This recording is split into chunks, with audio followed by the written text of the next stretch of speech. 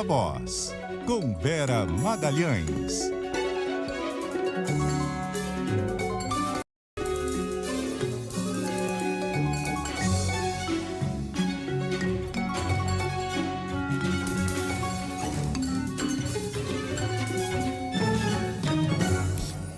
E aí, Vera? Boa tarde, Sardenberg, Cássia, ouvintes, todo mundo que nos assiste. Boa tarde, Vera. Bom, nós estamos aqui, duas coisas acontecendo, né? O resultado tímido do PT nas eleições municipais e em meio a isso, enquanto, enfim, o partido absorve essa situação, tem o processo de escolha do novo presidente da sigla. E aí, como é que tá uma coisa misturando com a outra, Vera? Acaba misturando, Sardenberg, porque a previsão de troca no comando do PT é o meio do ano que vem, em julho, quando vai acontecer um grande encontro nacional. Mas o resultado muito tímido, para não dizer pífio, do PT nas eleições municipais precipitou um pouco esse debate. Por algumas razões. Porque um dos principais cotados que vinham sendo construídos pelo próprio Lula para substituir a Gleice Hoffmann no comando do partido é o atual prefeito de Araraquara, Edinho Silva, que colheu uma derrota em casa, né? A sua candidata à sua sucessão não foi para o segundo turno, não se elegeu, portanto, e ele passou a ser muito bombardeado nos bastidores depois disso.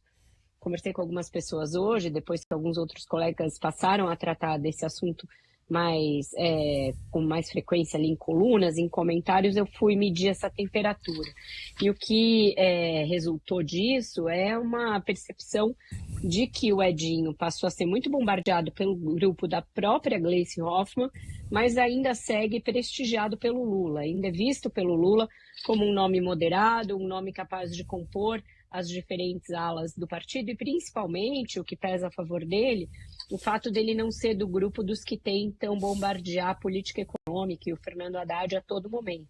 Ele, por outro lado, é um aliado do Haddad, é um dos que consideram que o governo tem de ser de frente ampla e, inclusive, ampliar essa frente, e é um defensor da política econômica de ajuste fiscal do Haddad, que agora talvez entre num momento aí de mais corte de gastos, e o Lula não quer ter o PT bombardeando a política econômica para não dificultar ainda mais fazer essa tarefa que ele próprio não está tão convencido, ele próprio não está tão feliz de fazer, e acha que se o PT ficar bombardeando e trabalhando contra, isso vai ser um fator para dificultar as coisas.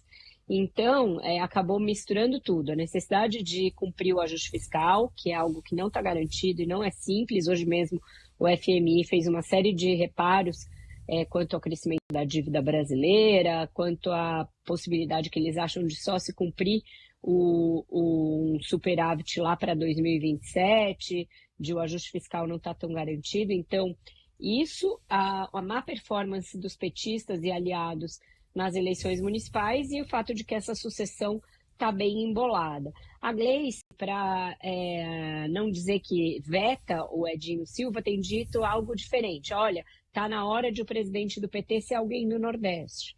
E aí, com isso, ela tiraria do prefeito de Araraquara. Mas o Lula ainda prefere o nome do Edinho e acha que ele seria o mais indicado. Tem um fator adicional aí que vem dessa troca de comando do PT, que é o que fazer com a própria Gleice Hoffmann. E ela tinha uma perspectiva, lá no início do governo, de cumprir 2 anos à frente do PT, e os 2 últimos anos está no Ministério do Lula. Mas tem muita gente dentro do governo que vê essa possibilidade com maus olhos. Acha que ela, a partir de dentro, vai ser uma voz a mais para ficar minando o poder do ministro da Fazenda, e não gostaria de ver a Gleice ali como colega de ministério, muitos desses integrantes do time do Haddad. Então, é um fator adicional de estresse. A gente não sabe se o Lula vai fazer uma reforma ministerial acabada a eleição. Tem gente já dizendo que vai ser necessário, porque as forças políticas vão sair muito modificadas desse pleito estadual. Tem também campanha aí para a presidência da Câmara e do Senado, muitos fatores a indicar que pode haver uma reforma ministerial, Mas essa entrada da Gleice no ministério, ainda que ela saísse antecipadamente da presidência do PT, como também tem gente que defende que ela saia já em fevereiro, isso não é consenso entre integrantes do primeiro escalão, não. E tem outros nomes já? Além do Edinho, É. ela, quando fala em nome do Nordeste, ela cita muito o líder do PT na Câmara, José Guimarães, que é do PT de Fortaleza, ali do Ceará, né? Mas ele tem sido um defensor, pelo menos ali em ON, das políticas econômicas do governo. Ele bancou ali como líder a defesa de todos os projetos que o Haddad mandou para a Câmara. Então, não seria alguém do mesmo grupo que ela, que hoje em dia prega uma política mais desenvolvimentista. Lá no início do governo, quando se falava dessa ideia da Gleice ficar 2 anos e depois sair e ir para o governo, se falava numa troca, numa porta giratória. Ela iria para a Secretaria de Governo e o ministro Márcio Macedo iria para o comando do PT. Mas o Lula e a maioria dos petistas que têm mandato não aprovam essa ideia. Acho que ele é um nome muito burocrata, que não uniria o partido, que não agregaria nada com outros partidos e que não tem experiência em eleições, que, portanto, não seria um nome indicado para comandar uma sigla que tem a pretensão de disputar a presidência de novo em 2026. E o Jacques Wagner? Eu não tenho ouvido o nome do Jacques, o Sardenberg, ainda mais porque o PT da Bahia está bem rachado, né? Sai mais rachado ainda agora da eleição municipal. Ele, o governador Jerônimo e o ministro Rui Costa não têm se acertado muito. E aí poderia haver algum curto-circuito com o ministro da Casa Civil. Eu não tenho ouvido esse nome, não, nas minhas conversas. Tá certo.